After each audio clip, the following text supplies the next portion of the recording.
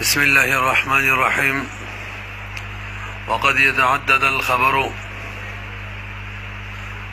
يتعدد الخبر من غير تعدد المخبر عنه فيكون اثنين فصاعدا، وذلك التعدد إما بحسب اللفظ والمعنى جميعا، ويستعمل ذلك على وجهين بالعطف،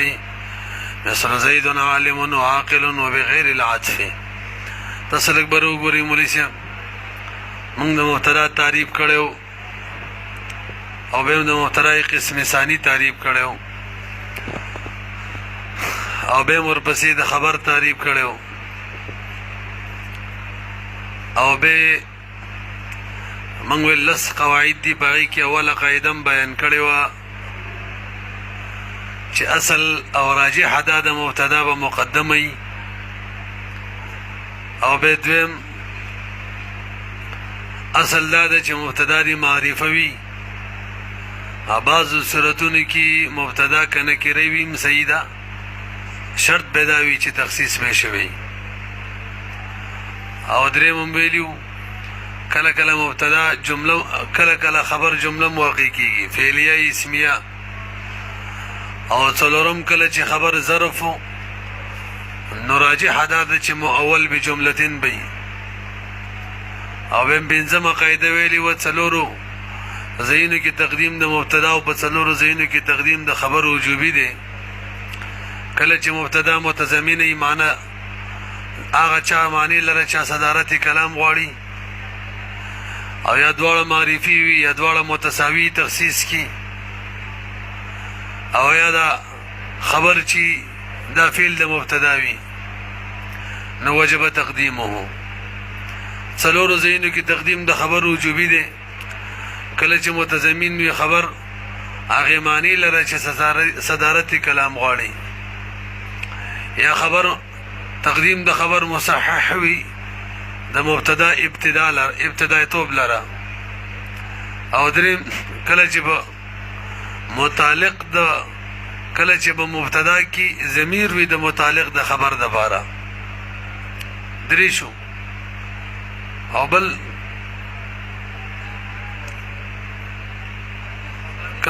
کله چې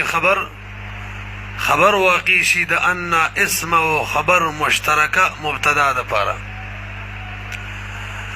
مجموعي طور باندې 15 قواعد ذکر شو. شپږمه قاعده توجه جی کله کله خبر متعدد کیږي، نن راته وایي کله کله خبر متعدد کیږي. به د تعدد په دوه قسمه ده، کله لفظا او معنن متعدد وي، او کله صرف لفظا متعدد وي معنی کې یو وي. شپږمه قاعده راکنه. شپږمه قاعده کله کله خبر متعدد کیږي. به تعدد د خبر په څو قسمه ده؟ دوه. کله تعدد داسي چې لفظا هم وي معنن هم وي، به دا په دو طریقو استعمالیږي، بغیر د عطفه او سره د عطفه. او کله چې خبر متعدد وي صرف لفظ کې معنی کې نه، ناغه بغیر د عطفه په یو طریقه استعمالیږي. کله چې خبر متعدد وي لفظا او معنن، لکه زید عاقل عالم، عاقل لفظا بیل عین قاف لا بکی ماده د لام، عاقل عالم عین لام میم ماده د بیل معنم د عاقل بیل د عالم بیل د. یزید عالم کاتب بیل معنی د عالم بیل د. نو لفظ کې متعدد معنی کې متعدد دا دوه قسمه استعمالیږي، عطف سره بغیر د عطفه. زید عالم کاتب، زید عالم وکاتب. او کله چې خبر متعدد وي صرف لفظ کې معنی یو وي، نبی هغه بغیر د عطفه استعمالیږي. کتاب کې شته وته وګورئ. خبره ختمه شوه، پوه شوئ پې. وقد يتعدد الخبر، او کله کله متعدد کیږي خبر من غیر تعدد المخبر عنه، بغیر د دې نه چې مخبر عنه مبتدا دی متعدد شي. د اعتراض نه جواب دی. بای هر وخت کې داسې کېږي څومره چې مبتدا زیات راځي هغومره خبر هم زیات راځي نو تعدد د مبتدا هم وي تعدد د خبر وي دا خو بار ځای کي نو وقت ولې وي قد خو تقلیل دپاره راځي علامه جامی جواب کوي بای د هغه صورت بیانو چې مبتدا یوه وي خبر ډېر وي او ته چې وی کوم بار بار راځي خو هغه چې هغه خبر مبتدا سره خپل خبري یعنی تعدد د خبر سره د تعدد د مبتدا نه هغه ډېر دی هغه موږ نه یادو من غیر تعدد المخبر عنه فيكون اثنين کله دا خبر دوی دی یو مبتدا لپاره فصاعدا کله دو نمزید وي وذلك التعدد دغه تعدد به په دوه قسمه ما تاسو ته ویل اما بحسب اللفظ والمعنى جميعا کله د لفظ او د معنی دوړو په اعتبار سره تعدد وي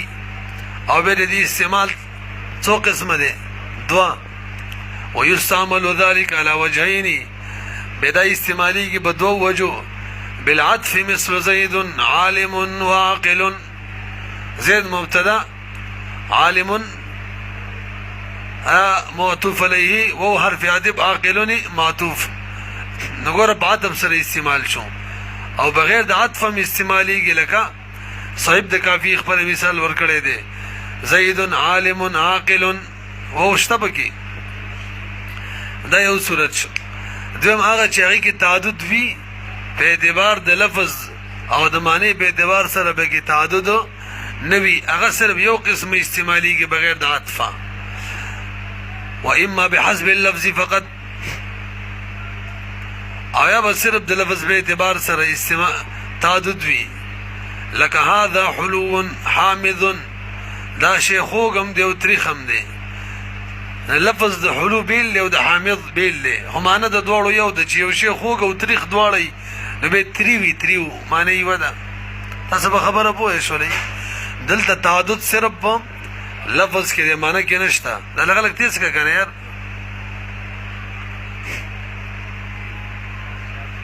ګورئ ته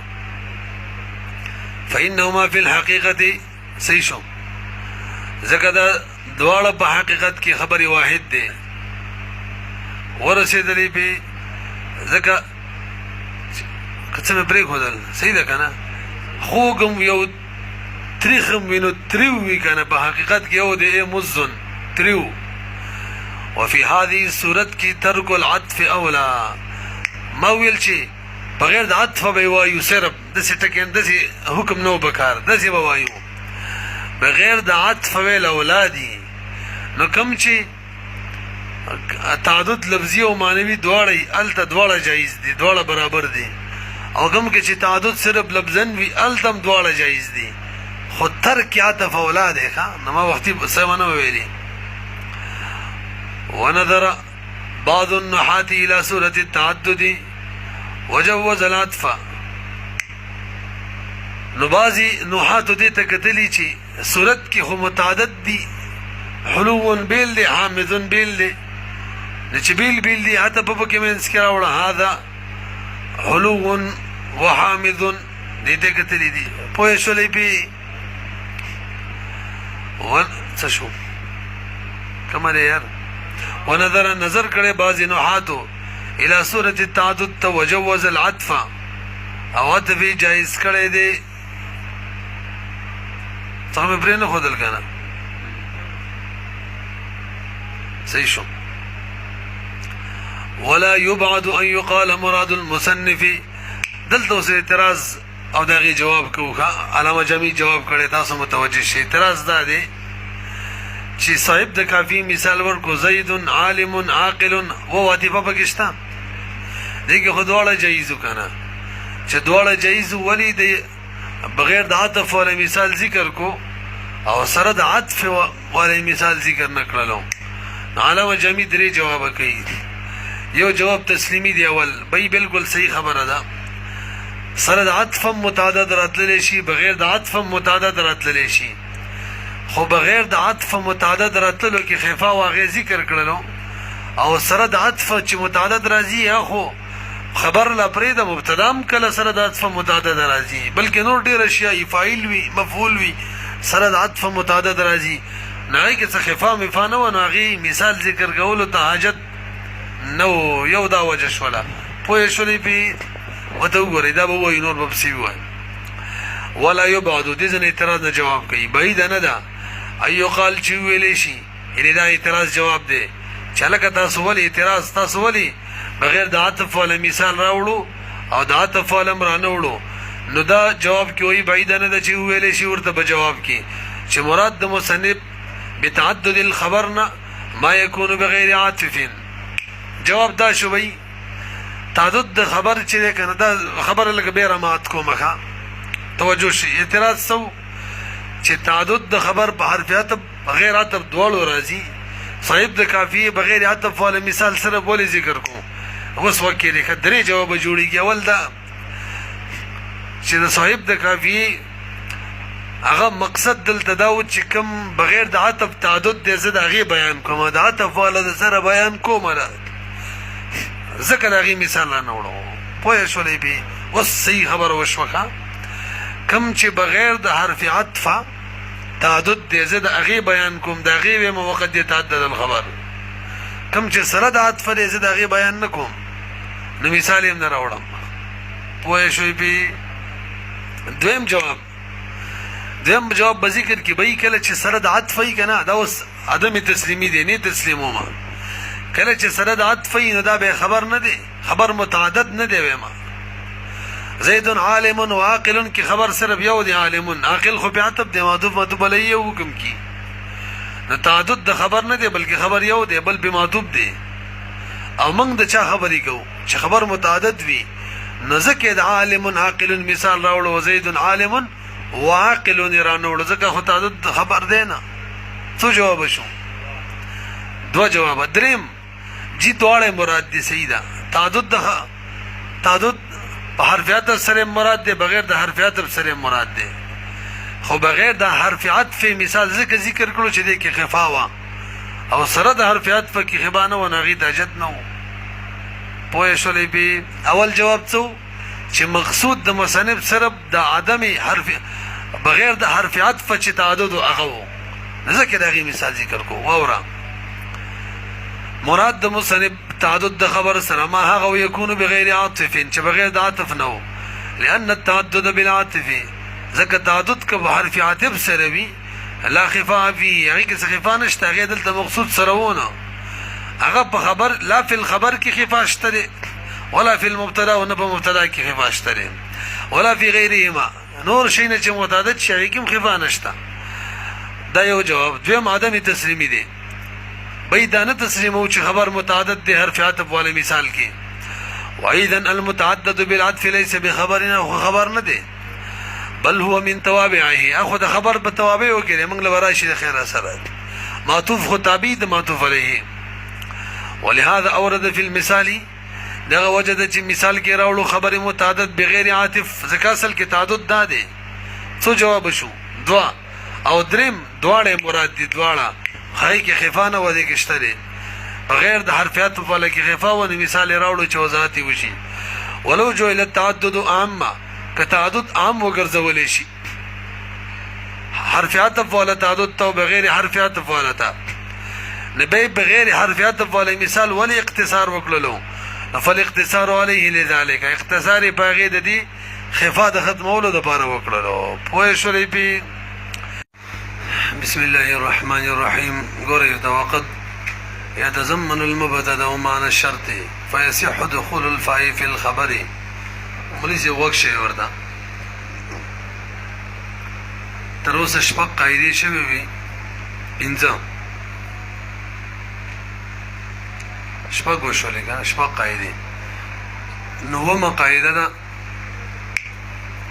کله کله مبتدا متضمن بی معنی د شرط لرا نبی په خبر کې فار اورل د سیدی ایو مسله شولا زده شو کله چې مبتدا متضمن وی معنی د شرط لرا نو خبر کې فار اورل د سیدی جایز دی معنی راوړی شو کني راوړی در معنی لازم نه ده خبدي بوې شو پدیم بوې کا مبتدا متضمن وی معنی د شرط لره د دې څه مطلب دی نو علامه جامی رحم الله داغي بیان کوي وای داغي مطلب دا دی چې څنګه شرط سبب وي د پاره د جزاء همدغه شان به مبتدا چی دا به سبب وي د پاره د خبر نه چې کله مبتدا سبب و د پاره د خبر د شرط معنی به کې پیدا شي د دې په وجه خبر کې به فاراوړي ونه رسیدلې الکه د دې څه مطلب دی چې مبتدا و متضمن وي معنی د شرط لره وای جی د دې مطلب دا دی چې دې کې به جزء اول یعنی مبتدا دا به سبب وي د پاره د جزء ثانی یعنی دا خبره دا مطلب د دې عبارت دی چې کله مبتدا متضمن وي معنی د شرط ده به اعتراض کوي وایي چې به دروخه خبر کې به فار اورل جایز وي سره د دینه جزء اول یعنی مبتدا دا به سبب نوي د جزء ثانی یعنی د خبر د پاره لکه مثال وما بكم من نعمه فمن الله وما بكم من نعمه مجموعه خبر ده مبتدا ده فمن الله ورلا خبر ده ویږي په او دلته وسو غري معنی دا ده تا مخاطبین تاسو سره چې کوم انعام په واستکیږي دا د الله د طرفي تاسو وسو غري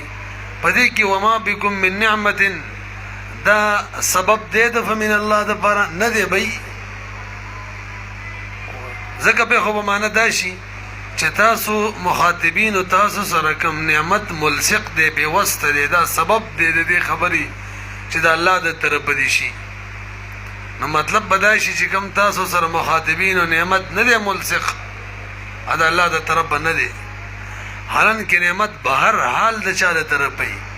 الله جل شانو د طرف وي پوه شوي په کاغه ملصق وي د بندګانو سره عبادت سره او ګور سره ملصق نوي لنډه دا چې دلته د اول جو سبب نه جوړیږي د دویم د پاره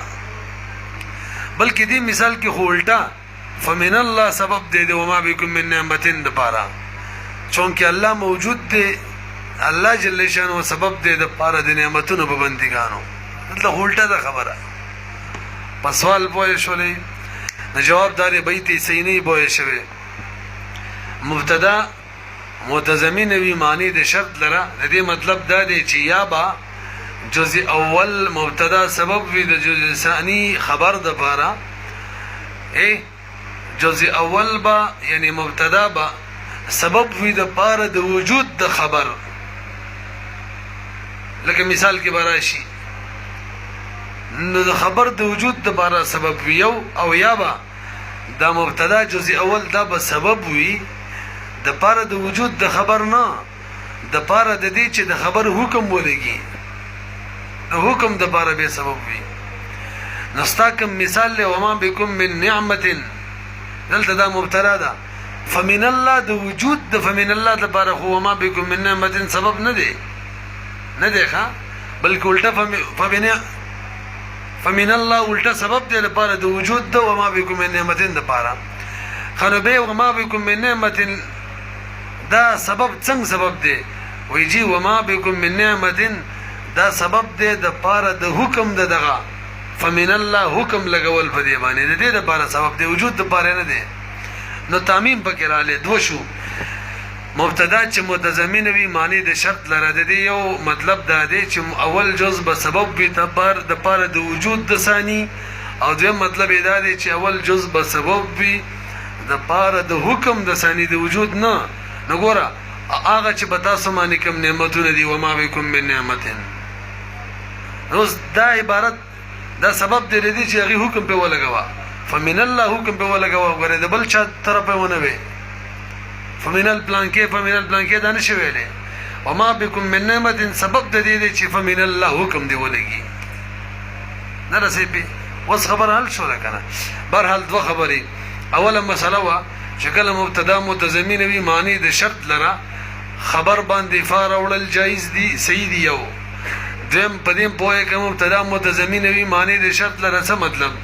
وایي چې جزء اول به سبب به د پاره د وجود د جزء ثانی یو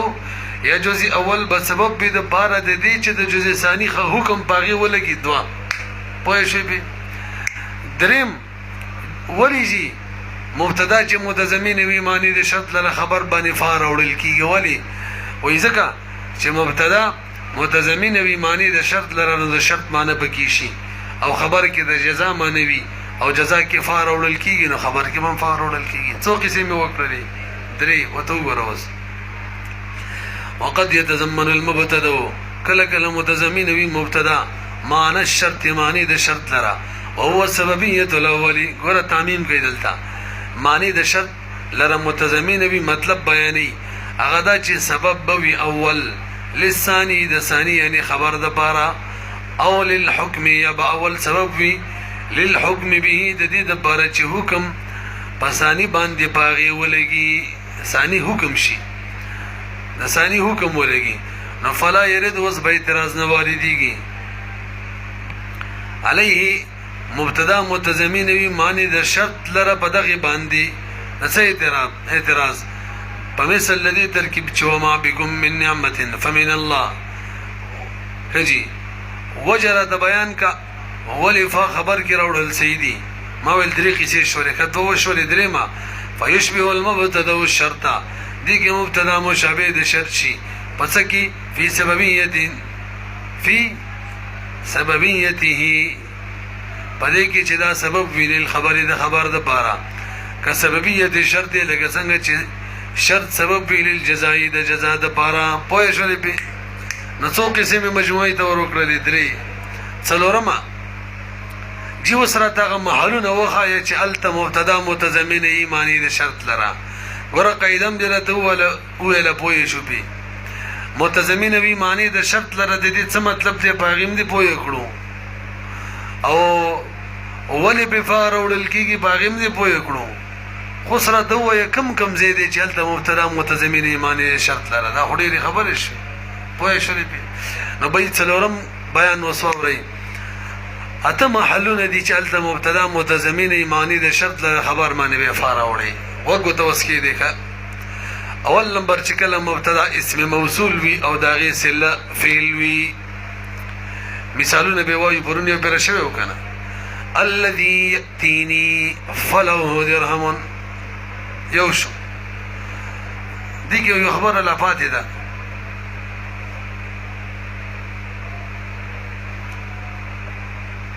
دا څه چې دا بلک شاته کو صحیح ده درې خبرې شوی وي څلورم یو خبره بل ووري دا یو شاته کوي څلورم دا د مولیسم تاویل فیصح دخول الفا خبر باندې فا راوړل سیدی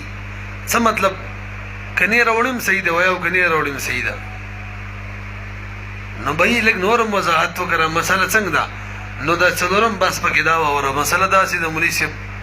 چې مجموعي تور درې صورت جوړيږي کله چې مبتدا متضمن وي معنی د شرط لره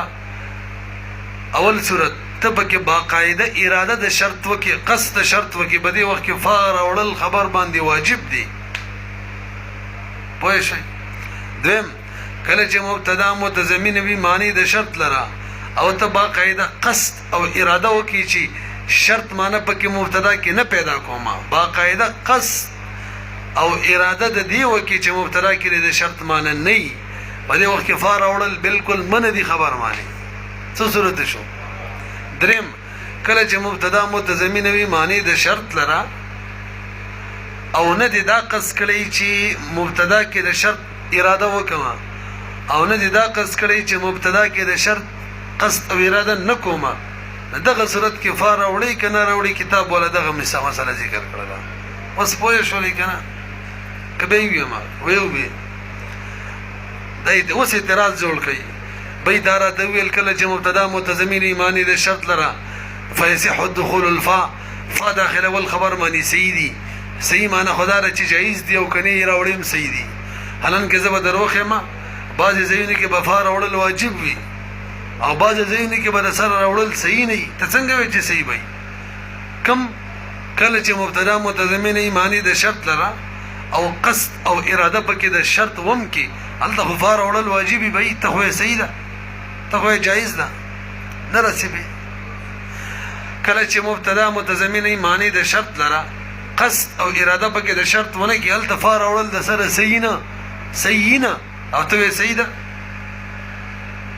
وصال مې ته جوړ کوه نو موږ جواب کوو وای چې مجموعي تور درې صورت جوړيږي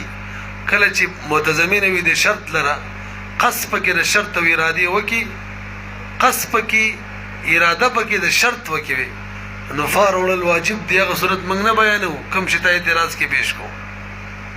او کله چې مبتدا متضمنه معنی د شرط لره قصد او اراده پکې د شرط د معنی نه شي د شرط نه شي نفار اورل پکې نه دي صحیح دلته موږ داغه بیان هم نه کوو نو موږ د کم بیان کوو چې مبتدا متضمنه معنی د شرط لره او د شرط پکې قصد او اراده د شویم نه شي او د نویم نه شي نه پکې دا قصد شوی چې شرط دي شي او نه پکې دا قصد شوی چې شرط دي نشي په دغه صورت کې هم لسی فار اورل جایز دی موږ دا بیانو ورسېدلې په او یو بل طریقه باندې جواب ورکول شي دلته یصح بمانه داونی سلیکشن دلته یصح چې دی ولې چې د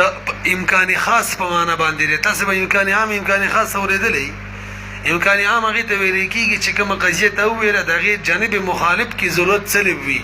لکه زید قائمون د موجبه مو ویل د دې جانب مخالف څوک دی عدم قیام د زید کنه زید ليس بقائمين نو کته ویل زید قائم بامکان العام د دې مطلب دا دی چې زید ليس بقائمين ضروري نه دی کاغه ضروري وي زید قائمون و بینه ویل کېدل د دې امکان عام وي بل امکان خاصي چې هغه جانب موافق او جانب مخالف دواړو کې ضرورت سلب وي لکه زید قائم د جانب موافق شو کوم معنی چې تلفظ وشي د جانب موافقي بامکان الخاص معنی دا چې قیام هم د زید ضروری نه دی او ليس بقائمين هم ضروری نه دی امکان خاص دا مطلب نه جانب موافق کی خبر حکم په مبتدا باندې لګول ضروری دی او نه په جانب مخالف کې د خبر حکم مبتدا باندې لګول ضروری دي دواړو کې ضرورت سره سلب دی دلته جانب امکان خاص معنی دا وایي کوم یو ده نفا لګول په خبر باندې ضروری دي جانب موافق او نه لګول ضروری دي جانب مخالف کوسم خندر نه کو راشي یو بل اصطلاح وایي وسم سبق ډیر نه کیږي کنه وښه یو ده یو ولې سه بشرط شیء یو شی سره باقاعده شرط ولګي یو بشرط لا شیء شرط شتره خود دې چې نه بي او دریم لا بشرط شیء نه هغه کنه دا خبرې چې شرط شتا یا شرط نشتا تاسو زغوک شي کله چې مبتدا متضمنه وي معنی د شرط لره او د شرط قصد او اراده وکي بشرط شیء رب دې شرط چې د شرط قصد او اراده وکي دا څه شو بشرط شیء شو په دې وخت کې دخول فواجب ده دیم صورت کله چې مبتدا متضمنه وي معنی د شرط لره او قصد او اراده پکې د عدم شرط وکي دې ته ویل کېږي بشرط لا شیء دې وخت کې فار اورل من دي او دریم کله چې مبتدا متضمنه وي معنی د شرط لره نه پکې دا خبري چې د قصد او اراده د شرط وشوه نه پکې دای چې قصد او اراده د شرط د نه کېدو ده بس مطلق وي دې ته ویل کېږي مطلق عن الشرط لا بشرط شيء ورته وي کا پوهیږي به زید قائم پرې دې اسبق څوک د شیخ ما خپل ورسېدلې به نو دا صورت من بیانو کوم چې مطلق عن الشرط لا بشرط شيء د هدایت کې غوړې به مناظرو کې ګیریږي متو غوري او کنه چې مناظرین خو نه کې وکړه سری ته خلک لک څه دي کنه صرف یو شی ته لګیدلې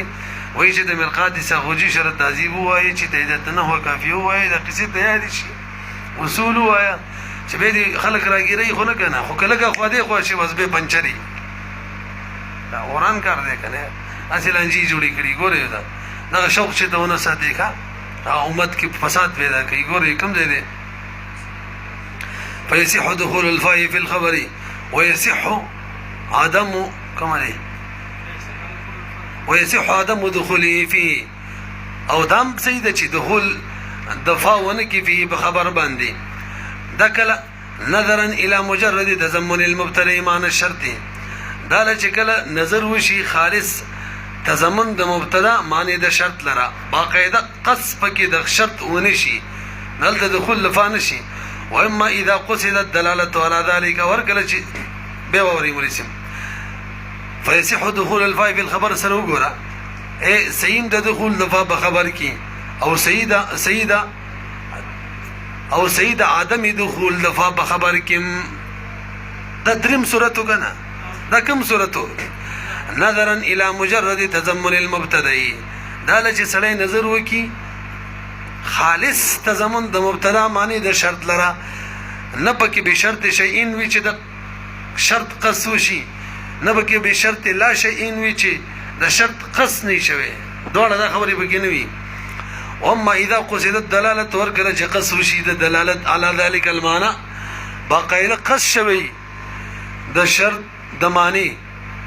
فی اللفظ د څه حساب دی دا ولي ګورې ته څه ګرانی او څه پکې دغه لوبه مراشینم وښیخه واما اذا قصد کله چې قص وشي د دلالت على ذلك المعنى د دغه معنی یعنی د شرط د معنی بګه باقاعده قص وشي دا به شرط شیئن شو فی اللفظ فلفظ کی فیجب دخول الفاء فيه من دانه یادو بی به خود دخول الفاء واجب شو دریم واما اذا لم تقصد ارچاغه صورت دي چې باقاعده قص نه شوي نو بدغه د دریم صورت شو به شرط لا شیئن فلم يجب دخوله فيه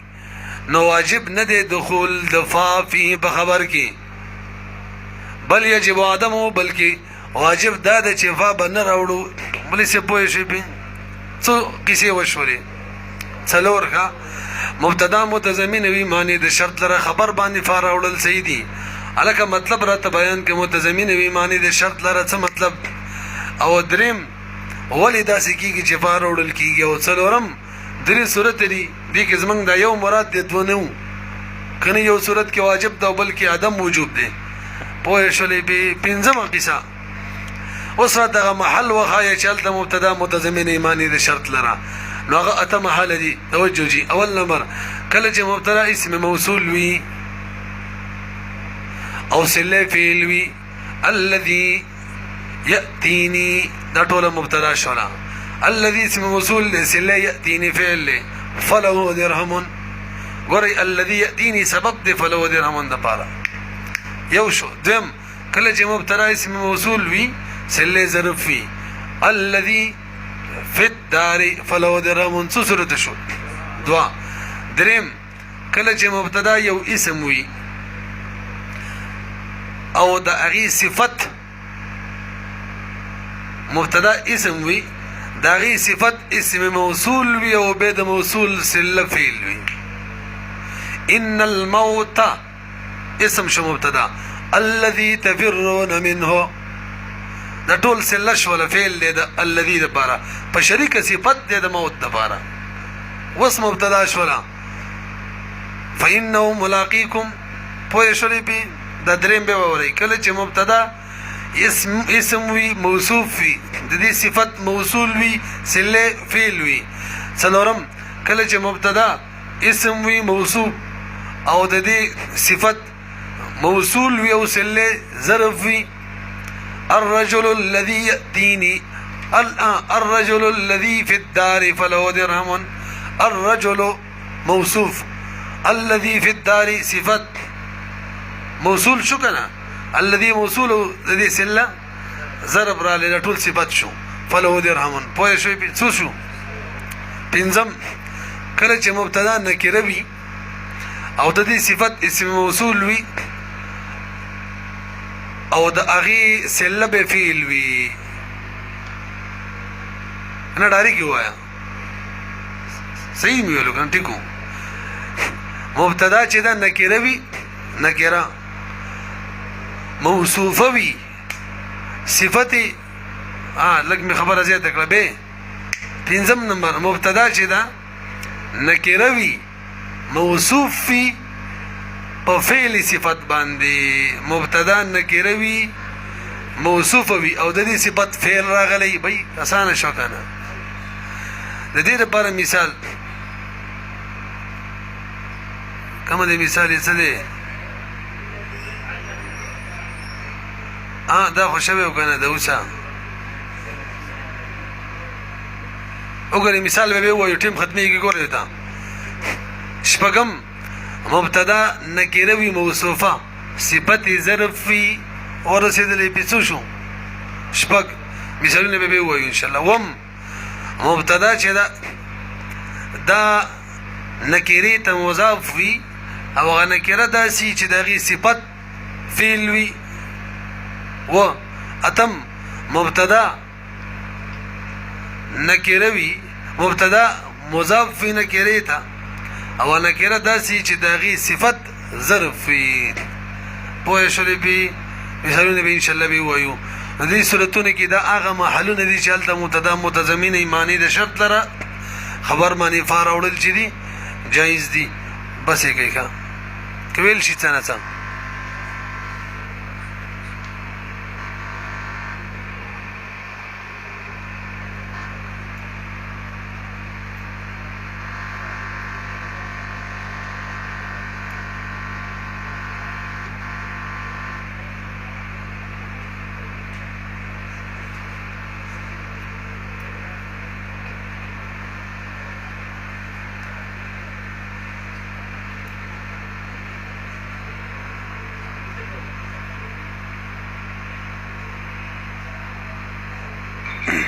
خجي دا به وي ان شاء الله تیر شي